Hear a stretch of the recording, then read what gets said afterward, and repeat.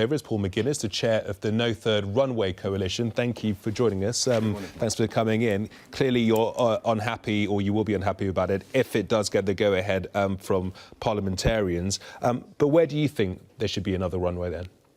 Well, I think the important thing to remember is that we're attempting, to open Britain to the world, not just Heathrow to the world. And the problem with this scheme is that it's a southeast-centric proposal that will suck aviation activity away from the regions. And if you look at the government's own figures, this is the government that is wishing to propagate this proposal. They say that by 2050, 162,000 direct international flights will not be existing at regional airports.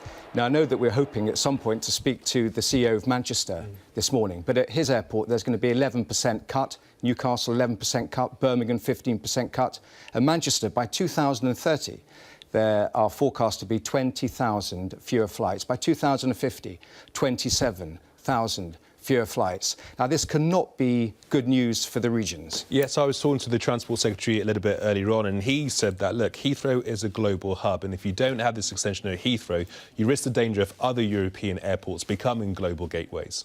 Well, what we risk, by way of a danger, is regional airports not being able to service their areas and service their businesses. Over the next 25 years, we have an opportunity to rebalance the British economy, across all the parties. There's enthusiasm that we should achieve that. Regional airports at the moment are achieving quite a lot. The old hub model of Heathrow is moribund. We're moving to the world of point-to-point flights. Manchester itself, is developing a large number of flights. Put it this way, and this is absolutely at the heart of the government's proposition. This is the sale for Heathrow.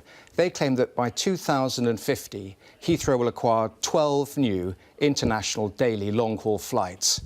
In the last 2 years alone, regional airports have already achieved 11. There's this sense in government that Heathrow and only Heathrow can achieve in the aviation sector.